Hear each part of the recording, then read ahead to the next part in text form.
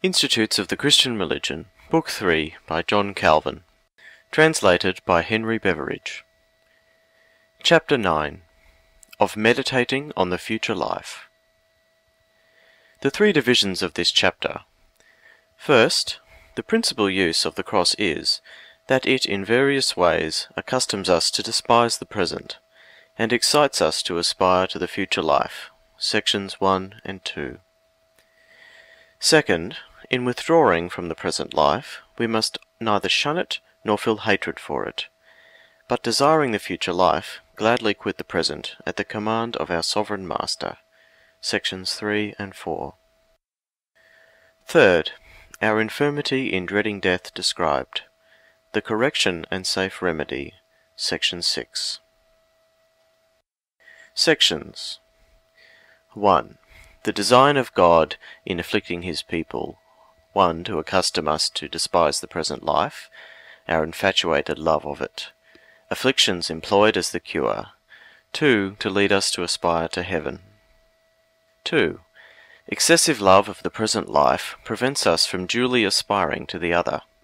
Hence the disadvantages of prosperity. Blindness of the human judgment. Our philosophizing on the vanity of life only of momentary influence. The necessity of the cross. 3. The present life an evidence of the divine favour to his people, and therefore not to be detested. On the contrary, should call forth thanksgiving, the crown of victory in heaven after the contest on earth. 4. Weariness of the present life, how to be tempered. The believer's estimate of life. Comparison of the present and future life. How far the present life should be hated.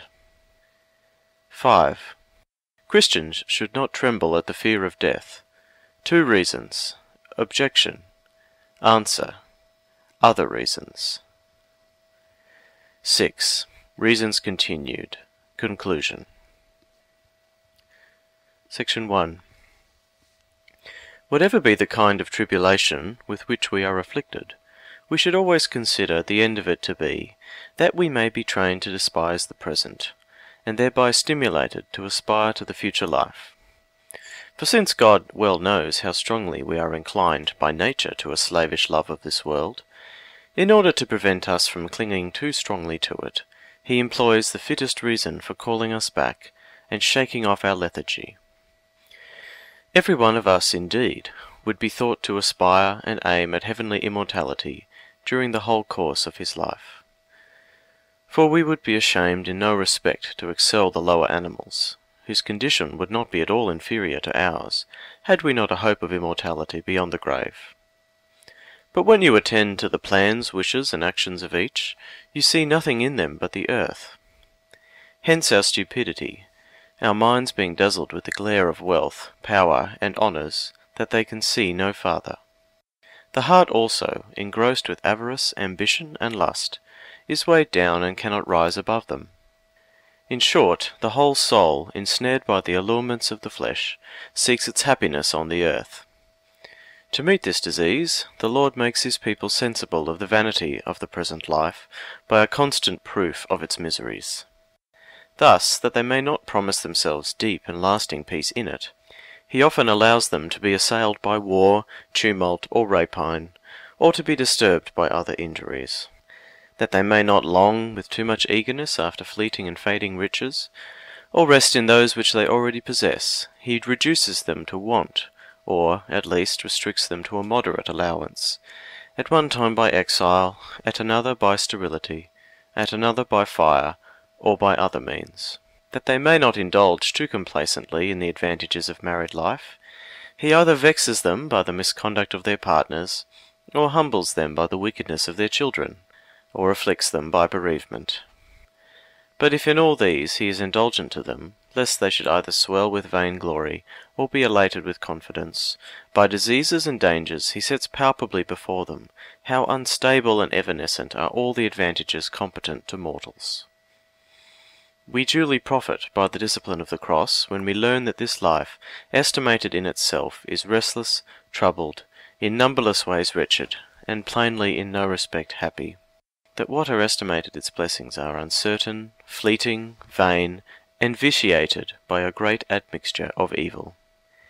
From this we conclude that all we have to seek or hope for here is contest, that when we think of the crown we must raise our eyes to heaven, for we must hold that our mind never rises seriously to desire and aspire after the future until it has learned to despise the present life. Section 2. For there is no medium between the two things.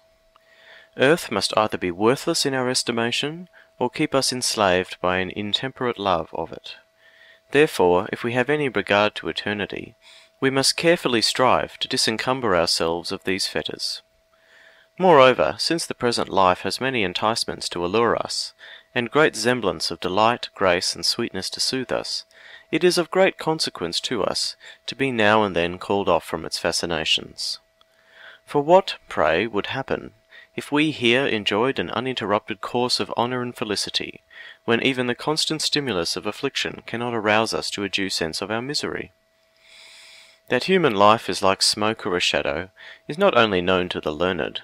There is not a more trite proverb among the vulgar. Considering it a fact most useful to be known, they have recommended it in many well-known expressions. Still, there is no fact which we ponder less carefully, or less frequently remember. For we form all our plans just as if we had fixed our immortality on the earth. If we see a funeral, or walk among graves, as the image of death is then present to the eye, I admit we philosophize admirably on the vanity of life. We do not, indeed, always do so, for those things often have no effect upon us at all. But, at the best, our philosophy is momentary. It vanishes as soon as we turn our back, and leaves not the vestige of remembrance behind. In short, it passes away, just like the applause of a theatre at some pleasant spectacle. Forgetful not only of death, but also of mortality itself, as if no rumour of it had ever reached us, we indulge in supine security as expecting a terrestrial immortality. Meanwhile, if anyone breaks in with the proverb that man is the creature of a day, we indeed acknowledge its truth, but, so far from giving heed to it, the thought of perpetuity still keeps hold of our minds. Who then can deny that it is of the highest importance to us all, I say not, to be admonished by words, but convinced, by all possible experience, of the miserable condition of our earthly life, since even when convinced we scarcely cease to gaze upon it with vicious, stupid admiration, as if it contained within itself the sum of all that is good. But if God finds it necessary so to train us, it must be our duty to listen to him when he calls, and shakes us from our torpor, that we may hasten to despise the world, and aspire with our whole heart to the future life. Section 3.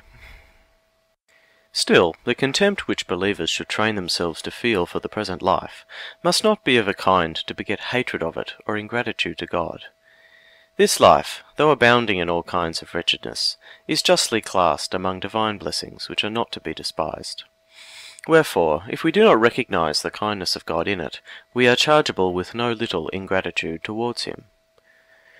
To believers especially, it ought to be a proof of divine benevolence, since it is wholly destined to promote their salvation.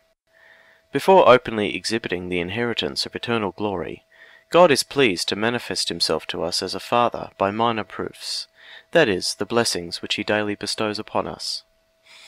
Therefore, while this life serves to acquaint us with the goodness of God, shall we disdain it as if it did not contain one particle of good? We ought, therefore, to feel and be affected towards it in such a manner as to place it among those gifts of the divine benignity which are by no means to be despised. Were there no proofs in Scripture, they are most numerous and clear, yet nature herself exhorts us to return thanks to God for having brought us forth into life, granted us the use of it, and bestowed upon us all the means necessary for its preservation. And there is much higher reason when we reflect that here we are in a manner prepared for the glory of the heavenly kingdom. For the Lord hath ordained that those who are ultimately to be crowned in heaven must maintain a previous warfare on the earth, that they may not triumph before they have overcome the difficulties of war and obtained the victory. Another reason is that we here begin to experience in various ways a foretaste of the divine benignity, in order that our hope and desire may be whetted for its full manifestation.